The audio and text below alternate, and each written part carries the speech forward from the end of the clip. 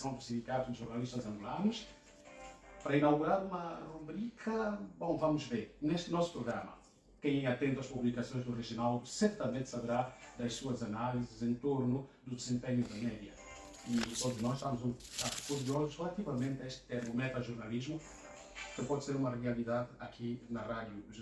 Reginaldo Silva, muito bom dia, bem-vindo. Bom dia, José de Belém, bom dia, ouvintes da Eclésia e particularmente deste espaço A Voz do Jornalista, que tenho muito prazer de associar-me, seja como jornalista, seja como membro do próprio Sindicato dos Jornalistas Angolanos, de que sou fundadora. Bom, tal como dissestes, de facto a ideia é esta, não é? Portanto, eu sou uma pessoa preocupada desde o início, não é? Digamos, da minha carreira, que já vai longa, não é? Com a questão da qualidade do jornalismo. Eu lembro-me, ainda nos anos 80, e logo no início, no Jornal de Angola, eu também fui colaborador do Jornal de Angola durante muitos anos, aliás, durante toda a década de 80, eu tinha criado uma coluna que eram as notícias do nosso jornalismo, não é? Onde eu... Só havia o Jornal de Angola. Eu era do Diário de Luanda, né? Entretanto, o Diário de Luanda em 76 foi encerrado por razões políticas, não é? E depois eu passei-me para o Jornal de Angola e estive lá durante alguns meses, até maio de 77, quando me aconteceu o que toda a gente sabe. Voltei 2 anos depois, ou 3, voltei a colaborar com o Jornal de Angola e nos anos 80 eu criei este espaço que ainda teve umas 4 ou 5, ou mesmo 6 edições, que eram as notícias do nosso jornalismo, onde eu falava um bocado, digamos, do desempenho da mídia, da classe, dos temas, tudo aquilo ligado. Era um espaço que falava dos profissionais ou apenas dos órgãos que eles representavam? Não, era um espaço aberto, estás a ver? É uma espécie de voz do jornalista, né? Uma versão escrita na altura de voz do jornalista, onde eu pegava em temas ligados à classe, iniciativas, por exemplo, eu lembro-me de ter falado, na altura, fizemos o primeiro Seminário Nacional de Informação, quer dizer, tudo quanto dissesse respeito ao jornalismo, eu fazia, é uma coluna, é o colunismo, não é?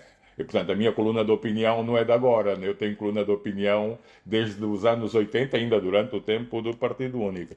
E, portanto, eu sempre fui uma pessoa que, ao longo de toda a minha intervenção como opinion maker, ou como comentarista, como colunista, preocupado com essa área, que é uma área que, naturalmente, eu domino, não é? Com todas as dificuldades que uma pessoa tem em às vezes, ter a ideia do conjunto, mas, pronto, nós temos aquela experiência de trabalharmos em causa própria, se quisermos, ou em casa própria, não é?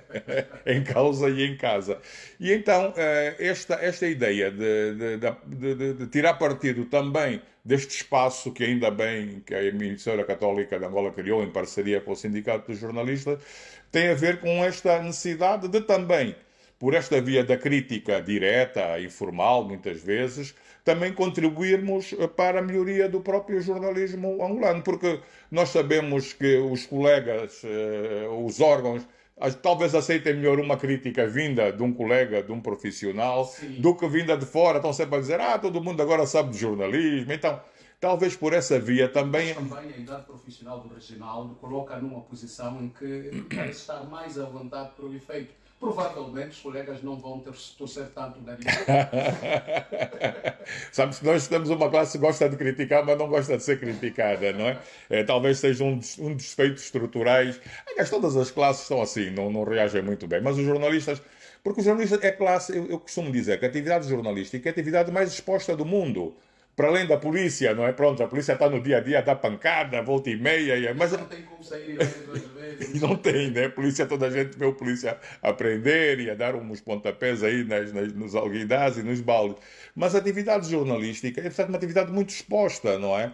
Permanente, toda a gente pensa que sabe e tem o direito de pensar assim. O problema é que, ao abrigo da própria Constituição, o direito de informar, ser informado e informar-se, é um direito que não é dos jornalistas. A malta vê, não, esse direito é do cidadão. É do artigo, acho que é do artigo 40 da Constituição. Portanto, as pessoas têm esse direito, sentem-se no direito porque também têm esse direito, que é um direito fundamental e contra o qual nada se pode fazer, por mais que a gente não goste das críticas, não é? As vias pelas quais se comunica. Comunica, porque qual é o problema? O problema da informação não é bem uma mercadoria como outra qualquer, mas tendo, tendo contornos públicos, daí a questão do interesse público, do caráter público da informação, a própria lei estabelece um conjunto de limitações depois, não é? Nós não podemos vir aqui para a rádio e começar a disparatar, não é? Em nome da própria liberdade de expressão, ou ofender terceiros, não se pode fazer isso. Em casa, eventualmente, podemos, mas até também podemos ser alvos de queixa por violência doméstica agora, não é?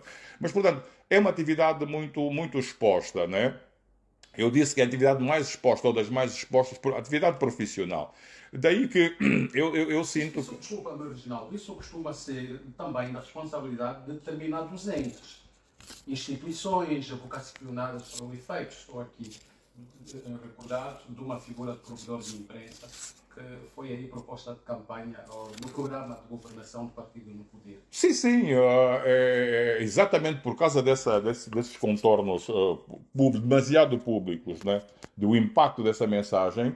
Portanto, eu, aliás, fiz referência a isso na cobertura que fiz da campanha eleitoral do ano passado. Do ano passado, não, 2022, né? Já se passaram quase 2 anos. Eu fiz referência a essa figura que o próprio MPLA quer criar. O MPLA propôs no seu programa de governo, portanto, o programa que se submeteu às eleições, a criar um provedor de imprensa. Nós temos o provedor geral, não é? Que é provedor de justiça, mas também há países que têm esse provedor de imprensa. É alguém a quem os cidadãos podem recorrer queixando-se de algum tratamento, digamos, que eles não gostaram, de reclamar. De um determinado órgão da mídia. De um órgão, de um jornalista, quer dizer, na verdade, cada provedoria de imprensa nos países onde existe esta experiência, né, tem, de facto, o seu regulamento, tem a sua lei.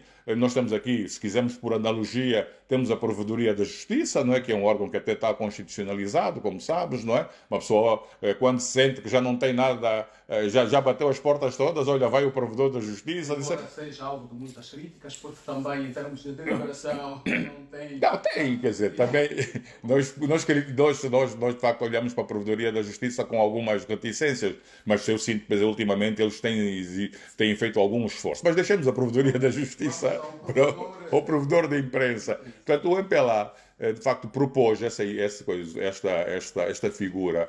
Propôs também reforçar os poderes da própria ERCA, não sei bem em que termos, não é? Porque nunca vi nenhum projeto de reforço dos poderes da ERCA. Há agora uma alteração da própria lei da ERCA que está em curso, que até impede, de algum modo, a renovação deste mandato da ERCA. Como sabemos, o mandato da ERCA já vai a caminho dos 2 anos de caducidade, entre aspas, não é? A ERCA não caduca, porque, de facto, há um dispositivo na lei que diz que, enquanto os novos membros da ERCA ou do Conselho Diretivo não forem eleitos, nomeados e eleitos no Parlamento, os atuais permanecem em funções, mas está chamada de prolongamento administrativo, que pode, de facto, na opinião, na avaliação do legislador, tem que ter um tempo limite, não é? Eu lembro-me da cena do Conselho Nacional de Comunicação Social, do qual também tive ligado, demorou 7 anos, porque também havia um problema legal para a renovação do Conselho Nacional de Comunicação Social. Depois é que surge a lei da ERCA, não é? E então o Conselho Nacional de Comunicação Social desaparece e aparece a ERCA. Em relação ao provedor de justiça, pois é com alguma expectativa, é com alguma... Provedor de imprensa, desculpa. É com alguma expectativa que eu tenho estado também a fazer alguns contactos, se quisermos, informais, junto do próprio MPLA, a saber se efetivamente é uma ideia para ir para a frente ou foi mais uma promessa eleitoral, não é? Portanto, nós temos que nos habituar também, promessa eleitoral é promessa eleitoral. Governação é governação. Não devia ser assim, não é? De facto, quem promete, promessa, como sabes, é dívida e não se devia ficar pelas promessas para ganhar votos. Sobretudo as promessas mais complicadas são aumentos de salários, aquelas coisas todas, né? Mas, de facto, eu não sei o que é que se vai fazer. Só sei que já vamos a caminho do 2º ano do mandato, deste mandato, tem 5, não é? Até 2027, e ainda não ouvi dizer nada sobre o que é que se pretende, ou se, de facto, esta ideia é uma ideia para ir para a frente sobre o provedor da imprensa. Hoje já temos algum caso, algo que queira apontar? Não. Ou é mais para dizer atenção que... Atenção que eu estou por aqui, que eu vou andando por aqui. eu nunca deixei de andar por aqui, vamos lá, o Belém. Eu sempre que posso, agora mais no espaço de rede social, vou fazendo os meus apontamentos, as minhas críticas aqui e acolá. Felizmente os colegas vão-me lendo, vão muitas vezes interiorizando também, agora, digamos, os meus reparos. Agora temos também ao nível do WhatsApp, um grupo do próprio Sindicato dos Jornalistas, não é? Que é um grupo bastante participativo, devia ser muito mais, sobretudo em qualidade, né? Mas temos espaço, há muitos grupos de jornalistas no WhatsApp, como sabe, a homenagem de jornalistas, há os jornalistas económicos, há de facto muitos grupos já ligados ao próprio jornalismo e com jornalistas, sobretudo, a participarem. E de modos que, para hoje, era de facto essa ideia da apresentação, de termos aqui um espaço onde eu regularmente, espero vir cá todas as semanas, mas não posso prometer aos Belém, pois não me cobres nem o sindicato, mas espero vir cá todas as semanas, a pelo menos 10, 15 minutos, não é? Para não cansar muito os nossos ouvintes. Um caso, por exemplo, ontem houve um caso que chamou um pouco a atenção, a entrevista que a Isabel dos Santos deu a uma rádio, deu à Rádio Essencial. Depois nós ouvimos a televisão falando da tal entrevista, mas nem sabia bem que entrevista é, a pedir a alguém para comentar a entrevista. Mas a pessoa também que estava a comentar o próprio julgamento da Isabel dos Santos também não tinha ouvido a entrevista. Não? E a entrevista foi uma entrevista grande, não é? Mais de uma hora, mais de uma hora. Portanto, temos casos desses em que, de facto, a nossa sensibilidade jornalística leva-nos a fazer referência em termos não apenas dizer isto está errado, isto é o fim do jornalismo, é o fim da... Não, a ideia é exatamente, a ideia deste espaço, ou da minha intervenção, é exatamente contribuir para as melhores práticas do jornalismo. Portanto, uma das funções, por exemplo, da ERCA, de tudo quanto é a instituição de regulação, é contribuir, fazer recomendações no sentido de termos as melhores práticas do jornalismo. O objetivo é melhorar. É melhorar. Porquê? Porque o jornalismo é uma atividade do maior interesse público. Evidente, temos depois outros tipos de jornalismo, o parajornalismo, o jornalismo cor-de-rosa, o jornalismo do desespero, o jornalismo do bota abaixo. Mas, quer dizer, nós estamos a falar daquele modelo, eu costumo dizer, não há um jornalismo ideal, mas há um ideal de jornalismo. Isso é que é importante, né? Como todas as atividades, têm problemas em alcançar a excelência, em ter, de facto, o máximo, seja onde for, porque há sempre novas descobertas, a própria medicina, né? Os laboratórios estão sempre a produzir novas soluções, porque a investigação científica é permanente. No jornalismo, nós também podemos perseguir este objetivo. Porque... Os fenómenos, recentemente, houve aí um novo termo que foi introduzido. Isso foi alvo de muita discussão ao nível do próprio grupo dos sindicatos de jornalistas angolanos. Falava-se de uma espécie de jornalismo solidário, qualquer coisa, já não me lembro exatamente do termo, mas deu muito que falar. Estás a falar do metajornalismo? Não é exatamente o metajornalismo. O metajornalismo é a especialidade do regime.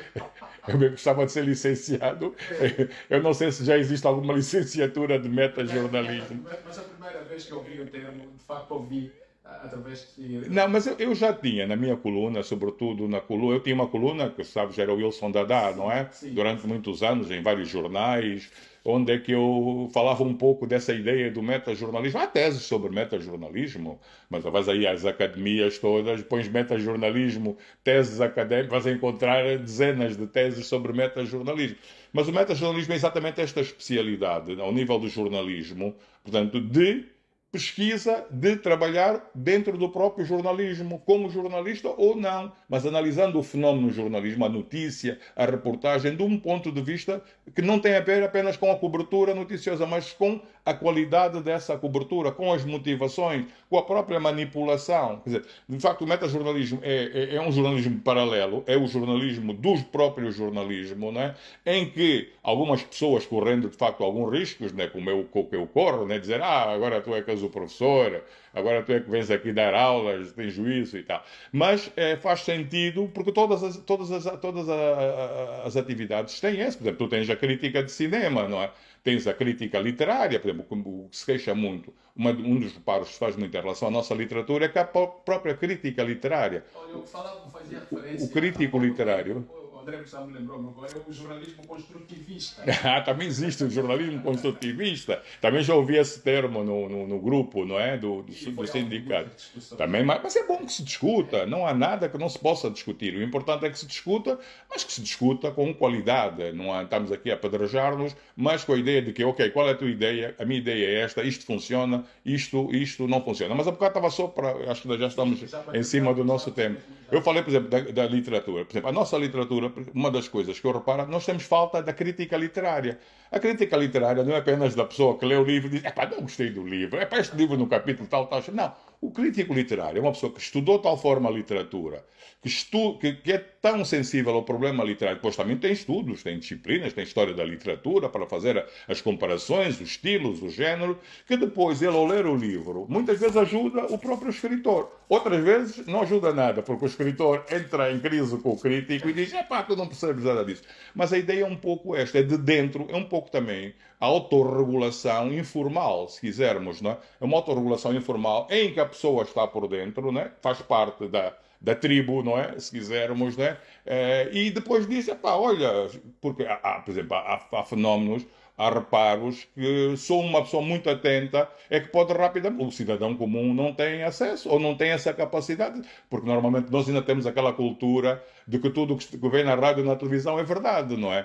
Hoje já tens disciplinas de educação, por exemplo, para a mídia, não é? Dos cidadãos, faz parte até da própria educação cívica. Sabermos ler mídia, sabermos ver quando é que uma matéria está manipulada ou não está, quando é que a notícia obedeceu aos parâmetros da própria notícia, que é o cruzamento de fontes. Da nossa parte, qualquer intenção de inventar, de criar uma nova situação, não. Há apenas uma necessidade de, através de um espaço deste e de outros debates que nós vamos tendo, para o que existe e que está definido no jornalismo. Lamentavelmente. Isso acontece todos os dias. Epa, então no jornalismo. Provavelmente muito. E até peço a tua ajuda, não é? E ajuda de outras pessoas que tenham casos concretos. Olha, no dia tal aconteceu isso. Eu, por exemplo, ontem estava a ouvir. Uma informação bem estruturada de como ocorreu. Sim, de preferência isso. Aconteceu isto, por exemplo. Isso é um pouco o trabalho do provedor. Nós já tivemos aqui uma experiência de provedor. Acho que a TPA já teve provedor dos telespectadores. O Jornal de Angola há uns anos também teve um provedor dos leitores, acho que até era o David Mestre, era o mais velho também que já faleceu, meu amigo, o David Mestre. Mas, portanto, é sempre alguém a quem o leitor, o ouvinte ou o telespectador pode dizer, epá, isto está complicado. E o provedor, como está dentro, vai falar com as pessoas, vai dizer, epá, mas o que é isto e tal. Também contribui para termos uma melhor informação, um melhor jornalismo. O espírito é este, não é? Portanto, que não é um espírito novo, da minha parte, não é? Mas é necessário manter este espírito em programas, em intervenções concretas. Vamos lá ver o que acontece nos próximos programas. Né?